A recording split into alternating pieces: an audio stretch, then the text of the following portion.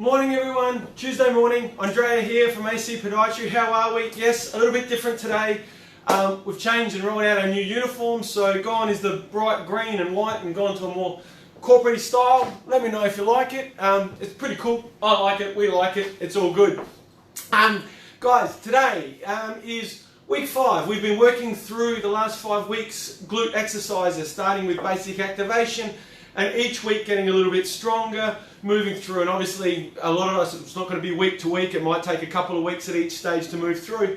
But today, after nailing the floor-based exercises, working through glute med and activating the glutes through the bridge, we're now looking to stand up and do stuff. Now, today's going to be the last one we're going to discuss. The reason today's going to be the last one, it's because today we're going to basically look at squats, okay? It's going to be a basic, simple squat.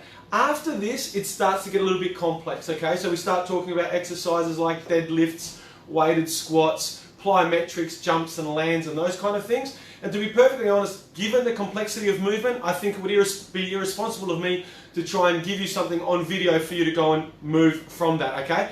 So squat is relatively safe. I'm going to show a couple of progressions here in the squat, okay? And then from here, my suggestion would be, if you're nailing this and you want to go further, come into the clinic to see us, go and see a physiotherapist, go and see an exercise physiologist, and get some kind of plan put together to kind of step up from basic strengthening to your more plyometric dynamic type movements, which is going to be really important for those of you who want to run, go to the gym, play sport or activity, okay? This is basic stuff.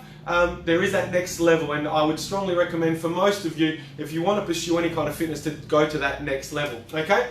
So today we're going to talk about the squat, okay? The reason we're moving to weight bearing is basically when we do exercise and activity, when we walk, we're obviously standing upright against gravity. So whilst the stuff we've done before has been fantastic, now the rubber starts to hit the road, and it's about control and activation with the forces of gravity working against us, okay?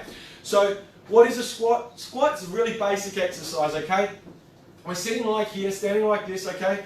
Feet pointing forward if we can, okay? I see a lot of people kind of do this type of stuff or keep the feet narrow. Shoulder width apart is a really nice position to start with, okay? Feet pointing directly in front. Now the biggest mistake we see with squats is when people squat, they bring their knees forward and over their toes, so too far forward, okay?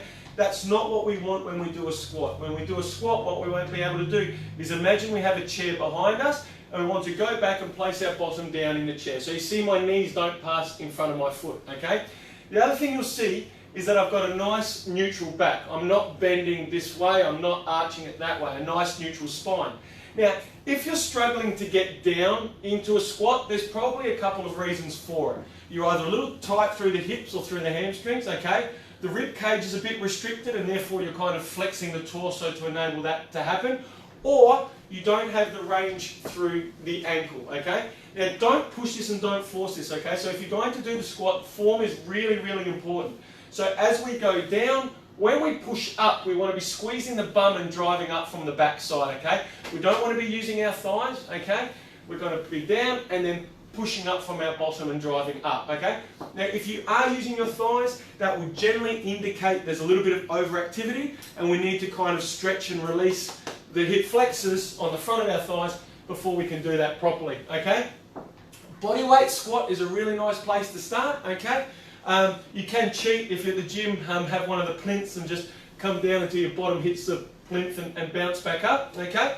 Now if you're finding a double-legged squat very simple, okay, we should be looking to move from double leg to single leg anyway, okay? So a single leg squat is effectively exactly the same thing, okay?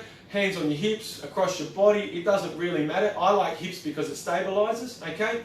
One foot out in front, and then from here, we squat, okay? Now, the issue with a squat here is you want to make sure your knee's not diving across your body like so, okay? It's really important to keep the knee going up and down in a straight line, okay? I'm a little weak, I was at the gym this morning, okay? But we're down and up, controlling that movement. You can come here, down and up, okay? In front of you, down and up, okay? Always making sure that that knee is not going in front of the toe, okay? And always really driving up and pushing up through the hip. Why is single leg important? When we walk, we're spending about 60% of our time on one leg. When we're running, we only spend all of our time on one leg. So it's really important and critical that we build strength ultimately into one leg from two, okay? And this is what I'm saying, this is basic, simple stuff. You can only imagine that this kind of movement, as difficult as it may be in the early stages, doesn't truly replicate the forces and loads when running. And that's why from here, once you're comfortable and strong doing that, we should be looking to move to more complex movement patterns. Things like deadlifts, things like plyometrics, so jumping and landing, changing direction. Just those more challenging exercises that once we've built that base level strength, we can then build up from, okay? And this is about stability. If you've got good glute activation, if you've got good glute strength, which we've been working on the last 4 weeks, when it comes to a squat, you should be able to maintain your pelvis in a straight line, so we don't want it dropping, okay? We don't want the hip popping out. Straight hip, foot out in front, coming down and bringing that straight back up, okay? So guys, that's my little, well, that's what we use, a little 5-week, or it kind of rolls out over 8 to 10 weeks with regards to building strength and control. Obviously within that there are other complex movements, but if you're doing this stuff and you're doing it easily, my suggestion is exercise physiologist, come and see us, physiotherapist, get into a weighted program, okay? Start adding weight, start challenging yourself. It's amazing that once you start getting the gains, the momentum builds and you want more, okay? And it's really, really good. If you're having back pain, if you're having hip pain, knee pain, good, strong glutes, core, hip stability, really, really critical. It's worth its weight in gold. I can't stress it enough, okay? Look, I really hope the last 5 weeks have been good. I hope you've taken something away from this video. If you've got any comments, post something down below. If you've got any questions, let me know.